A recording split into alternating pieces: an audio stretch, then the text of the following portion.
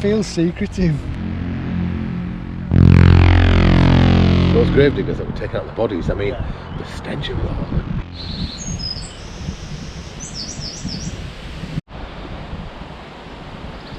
On 9th of June 1903, 2,583 bodies were interred in the Bowling Cemetery, and that made way for the church bank improvement project at the Bradford Parish Church, which is now known as the Bradford Cathedral. Welcome back to Bradford Through the Lens. Now this is a bit of an unusual little story, because these bodies at the cemetery where I am now, they're unmarked. Nothing has been documented about it. There's nothing on the internet, there's no videos. It just seems that nobody wants to talk about it. Maybe it's my imagination that's overrunning, I don't know. Maybe I'm wrong about it. But the fact is, this large part of Bradford history is buried in the grounds of Bowling Cemetery. And today I'm going to be joined by 𝗔𝗍𝗍𝗆 and 𝗕𝗢𝗄𝗏, of course. And we've been chatting about this little episode for a while. And it did take us a while to actually figure out where these bodies are in the cemetery. But a big shout out to Andy Joyce, who gave us some vital information to locate these bodies. So, as you all know, my videos are very rarely scripted, and I have no idea where this video is gonna go or how it's gonna pan out. So, a viewer's discretion I will drop in right now, because of the sensitive nature of the subject. So let's see what happens.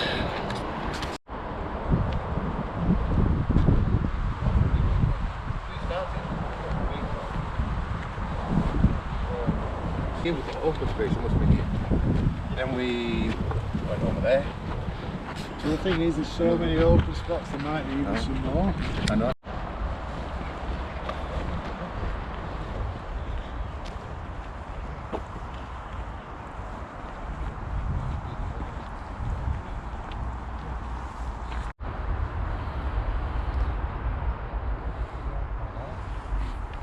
So I can see 𝗕𝗢𝗄𝗏 and 𝗔𝗍𝗍𝗆. I'm hoping they found something here.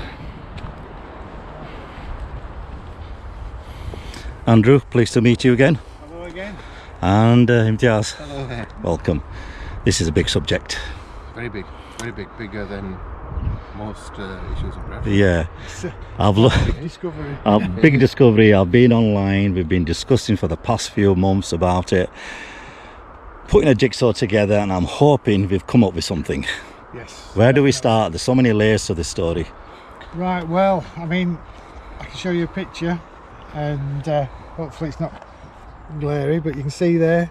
So that's Bradford Cathedral. It used to be Bradford Parish Church, and from at least 1878 onwards there was always talk of expanding the site.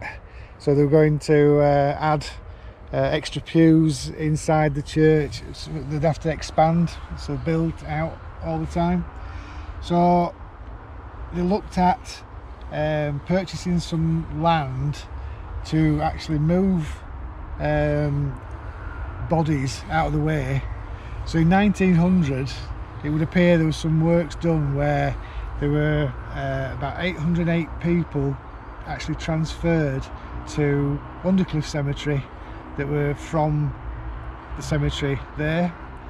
Now 3 years later, again they were talking about doing the church bank widening, Right. for the tramway. Okay. There was a lot of debate because it's quite a steep road. They didn't know whether or not trams would be able to make it up and down. Yeah. They got permission, and well, nearly 2,500 people were transferred from the churchyard there to Bowling Cemetery. Interesting. And we found proof of that been through the records, and we are literally stood next to the spot. And believe it or not, X actually does mark the spot.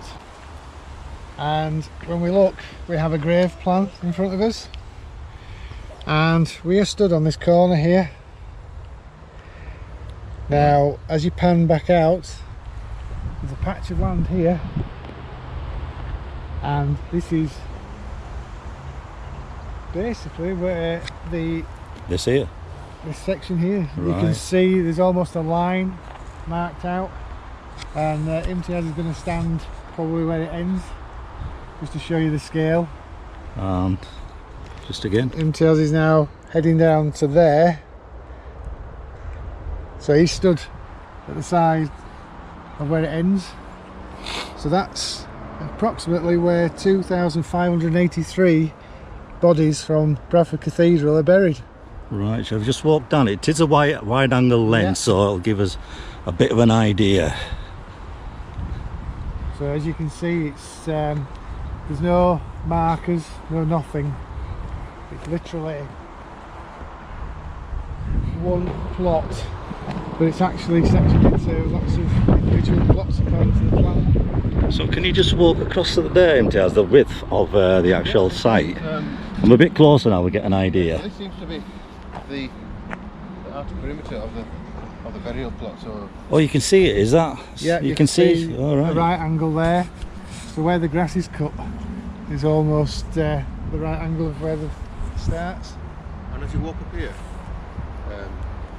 you see the wall here that's been built, obviously into the ground as some sort of retaining wall.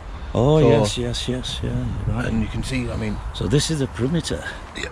this is I mean, I don't like to call it a mass grave, but basically that's what it is. yeah, it seems to be. It's well, when you look at it, it's been brick lined.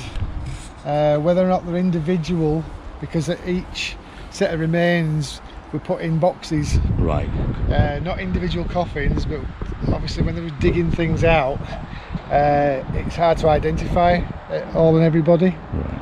So apparently when they were digging down at the cathedral, they were coming up with centuries of different layers of the cemetery, even coming across the cemetery 100 years earlier and earlier.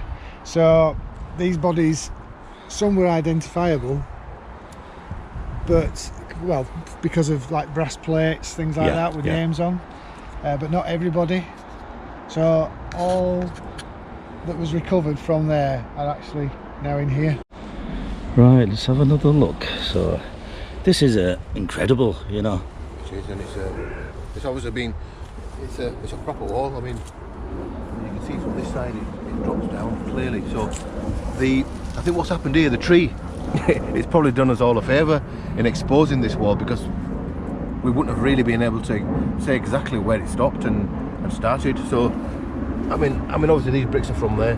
So what do you see? What's well, it's non-descriptive, isn't it, really? There's no indication Maybe on this one where they come from or who the yeah, there's no mark on it or anything, no manufacturer's mark. So but yeah, so these are clearly out of there. So the exact figures, Andrew, 2,583, top of my head. That's bodies, Right. but actual boxes. So this is like the official record I've got here. Okay. So it actually says number of boxes. So every day in June, for just over a couple of weeks, you can see how each day they took out so many boxes. So 302 eventually were filled with human remains and then deposited here. And we worked out that's 8 bodies per box, roughly 8.5. Yeah, so I don't know where the half comes from, but yeah, it's roughly Well, like that, this isn't is it. The thing is, when you think of how many people, obviously they put out the call to see if anybody could claim anybody. Living relatives. So there were only 17 remains that were actually claimed. all right, okay. And they were reinterred by the corporation at the time at £10 for each one. So So they're buried here, aren't they? As well. well, I think they have their own individual plots by the looks of it. because it's actually saying conveyed to Bowling Cemetery to be put back into the earth. Right. So they are in here somewhere. Yeah. It probably doesn't say originally from the parish church, but it's likely that they're in here somewhere. Yeah, maybe if there's some relatives around, they may know. Yeah, they may be able to, pinpoint where these, where their relatives' graves. Yeah, good point. If any of our viewers do know any information about the deceased here, or it'll be good to hear about. Just looking at the detail of this. This is a postcard that I found on the internet only a couple of weeks back, and what it does, it shows the workmen actually removing the headstones. You can see them all stacked up at the back here, and you can see a gap where they're actually putting the new retaining wall in for the church bank. So there's a huge amount of people being moved out of there. And this picture could only have been taken that week in June 99 years ago, this particular week when we shot the video. Exactly. So it's unique. It was a unique find. Amazing picture. The strange thing is, I was at the cathedral recently, just having a look around, and I met a gardener, and I was just talking to him, and he said to me that about 6-7 years ago, the path had collapsed, which is possibly the path which Andrew just pointed out. And he said when they dug deep, they found a lot of headstones. Now, I wonder if those headstones that were placed there are from when they did the work to reinter the bodies, to dig the bodies out, and those headstones are apparently still at the north side of the church. All right, okay. Which is quite interesting. So just out of interest, that's a map of the parish church at the time in 1860, and in red is all the different things that have happened since that time. So you can see how the cathedral has expanded and expanded, and you can see the wall line there, so it cuts right into the graveyard. Right. But also when they added each side, and also the accommodation, the houses at the other side, that burial ground was also moved. So there's been a lot of activity. How many people are still left there? That's the question. That's the question. Probably the people that are still in the grounds of the actual church, in the building. In the tombs there, maybe. I think there are some outside as well, still down this side, because I did walk down there and I did see headstones on this sort of path here. So it's whether or not some of those people are what's in here. Oh, right, yes. It could be that they actually did it all in one go. When you look at the photograph, it's very hard to tell what actually went on. But I mean, they made some amazing finds. I found some documentation because it was such a congested place. So for instance, this is very unusual, but one skull in particular attracted attention. It was that of an adult containing complete and perfect set of strong white teeth in excellent condition. Well, of the time, that's probably unheard of, because of diets and things like that. So that's probably somebody quite well to do at the time. But also there was a lot of buttons, military buttons found. All right. Okay. Probably from soldiers' tunics from that sort of the Victorian times and even further back, but also sort of musket balls, so left over from the Civil War, because obviously with Bradford Cathedral was a place where everybody sheltered when the Royalists were attacking Bradford. So there would have been cannonballs and all sorts of things thrown at. I wonder if these artefacts are anywhere in Bradford still. Well, it'd be nice to know if they are. Curiosities. It says here a quantity of bullets were picked up by workmen, whilst other discoveries included watches, coins and beads, items of personal property which at one period were occasionally deposited with the dead. So a lot of things were reburied back with people, particularly if they found nameplates. what they tried to do was put them in with the rest of the people here because they belong to them, but they don't know who. You know, it's all separated over the years. Yeah, you can just about see the trace of it, can't you? Yeah, here as well. There we are, look. There's a perimeter wall, right. Yeah, so interesting. So it does go on, and I wonder if it's... I mean, we're talking about people deposited here that were living or born at the time when the cathedral was actually built. Right. So we're going really back hundreds of years. Yes, it's a very prominent piece of Bradford history, isn't it? It is, yeah. There's people here that shaped, you know, the town, the borough, the city. There'll be people here now that unfortunately we've lost who they are. Yeah. Whether or not there was actually any proper records taken at the time, where we're digging out here, this is who's here. I don't know, I've never seen anything. I mean, this is major part of Bradford history, and I'm surprised there's no marker or whether it's been vandalised or been taken. It took us ages finding this place, as you know. Yeah, I think, well, most places that you go to where there is a mass grave, there will be some sort of sign. Yeah, some edging stones you get, yeah. Yeah, to remember all these people. Yes, you can't individually name everybody, but there should be something that respects the fact that they were moved for roadworks, for extensions, things like that.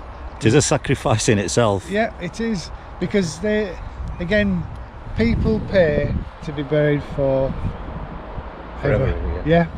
So if you're digging down into the parish churchyard and finding layer after layer, then that means they were burying on top of and on top of because there was no room. Yeah. They literally were just using the same plots over and over again. And imagine, Andrew, you know, those grave diggers that were taking out the bodies. I mean, the stench of it all.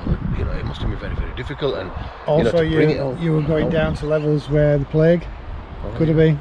So you have to do it specially. The workmen themselves were told to use a password system to get in and out, because obviously they didn't want people grave robbing. So you would have sort of royalty. Every other day there'd be different names to use to go in, because they had tarpaulins up to cover what they were doing, which was respectful. But again, it was a matter of making sure that it was not kept secret, but respectfully hidden from public view. So yeah, just looking back at the plan, like I said before, we've got X marks the spot, which never happens. It's like it's a treasure map, which very strange. But so we got 66 standard burial plots in here, and what we say, we've got 302 boxes. Yeah, 302 boxes of human remains in here. So yeah, it's staggering, really. It is, and that probably gives an idea of the sort of box size that went down as well, because obviously they're going to, you know, they're going to have to be stacked as well. I mean, how many? Yeah, this is it. There must be. You know, how many? If you think, how many high were they what stacked? do they say you're buried 6 foot under. Yeah. So yeah, there's going to be in threes maybe. Yeah, it's hard to tell. I mean, it feels secretive. It does. It does, it? yeah. And that's what I don't understand, because Andrew, I've been past here many times, Yeah. And I've seen the graveyard fall into sort of the way it is, and it's really sad to see. But this has always been an open piece of land. I mean, most people probably think it's unused, and clearly it is used. And maybe, obviously, if people of Bradford can maybe look at getting some sort of marker here, you know, to make sure that it's identified and remembered. And I think that's a very important. It's interesting how it's worded, because in one of the other articles, I mean, public improvements, but they're actually saying dealing with it could be seen as a setback. That they've got to move the bodies. You know, see it as a setback. Oh dear. But in 1900, when they were adding more to the actual church, there were people fighting over the claiming the pews, saying it's rightfully mine, and it was like part of them saying move them, and part of them saying don't. And then they had sort of dates. They were saying, well, don't move anybody pre this or post that. the conversations were It's going on. unbelievable, You know. isn't it? And that person is there thinking, oh, I'm here for 100 years plus, Yeah, you know. I know. So, And that's yeah. the surprise, isn't it? That you know, as you said, that people think they're here forever, and in reality they weren't. And Just like a number, innit, for them?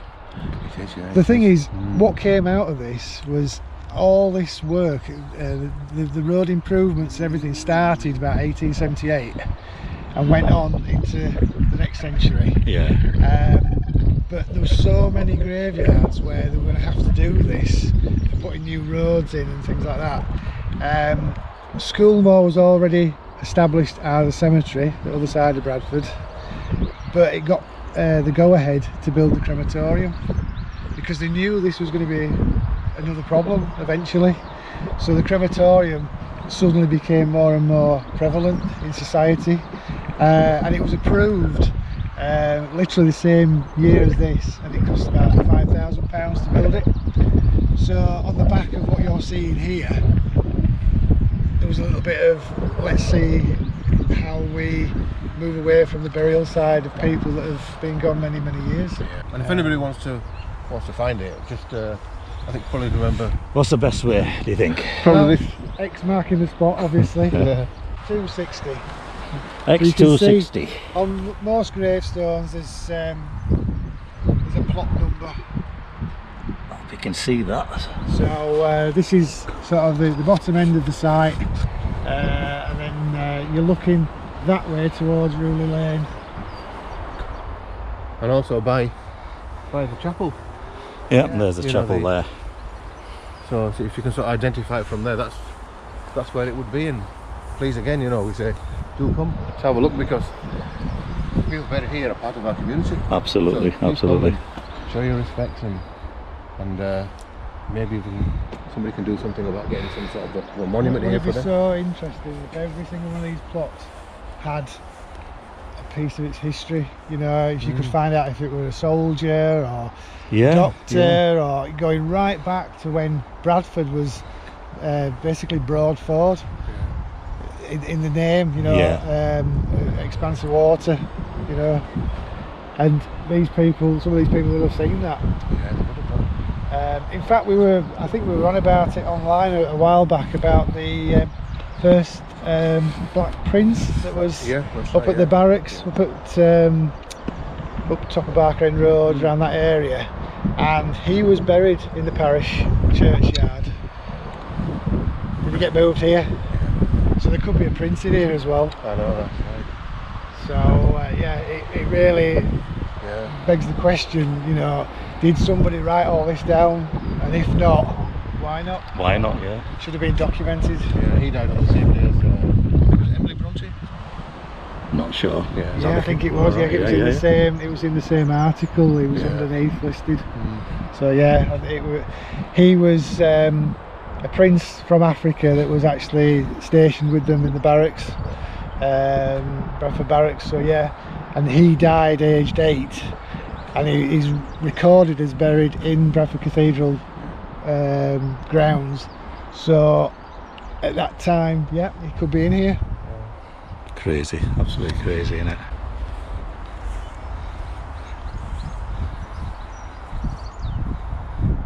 So 7.26 metres. 7.26. Yeah. Very good. So we just paced it out. On the drawing that we had, there was 22 rows, and pacing it out, we've got 22 rows. It's exact. Yeah, 22 metres. Yeah. So 22 metres roughly by 7. Yeah. Right. So yeah, it fits with the drawing that we were supplied.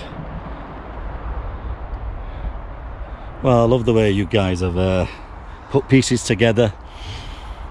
Proper Indiana Jones style of Bradford. Yeah, something like that. Right, well, obviously, when they actually did this work on the cathedral burials, yeah, what a mammoth task, because you're on full view. So I wonder how they just did they screen it off, or obviously it must have come up on horse and cart with all the boxes. Which entrance did they use? Did they use the Ruley Lane entrance, or did they use the Bollywood Hall Road entrance? Did they use an undertaker? You know, hearses. Was it done respectfully in that sense. Yeah, digging all this out. Yeah. Where was it all placed? Obviously they must have done the initial work well before, because obviously they've got bricks in there, so they must have walled it all off. Is it in sections to keep the wall intact? And you know, I think I've seen something about the contractor at the cathedral. I think it came to something like £1,500 to do the work. That's just digging them out. Oh, just digging them out. But if you think in 1903, that's quite a bit of money, really. Yeah, it is. Yeah. And it would have been council money, because it's their road widening scheme. So to give a perspective, I'm just gonna quickly walk on the perimeter of the burial site. As you can see, as Imtiaz pointed out early on, this is the wall. Still walking across the perimeter.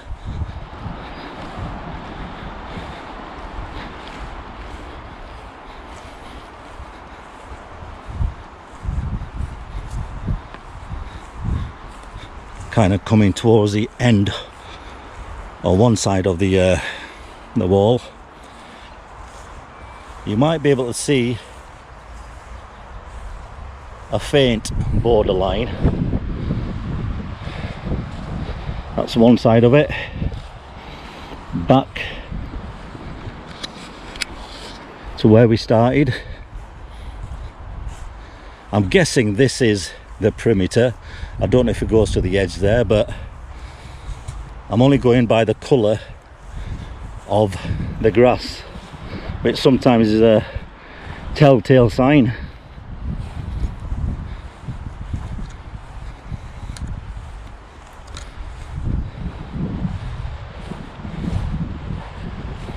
There you go. And there you have it. For me, this was a bit of an eerie sort of a subject, because right behind me we've got members of the Bradford community, over 2,500. Each one left a story behind who contributed to the Bradford history. And what really kind of bothers me is that there's no marker, no plaque, and you've got members of the general public walking by oblivious to it all. So if any of our viewers know any information about this plot of land, or if they know anybody that's buried here or have any ancestors here, the loved ones, I know it goes back a while, but it's all part of Bradford history, and that's what this channel's about, to document the history. So again, I hope you enjoy this vlog, and I'll see you on the next video. Peace out.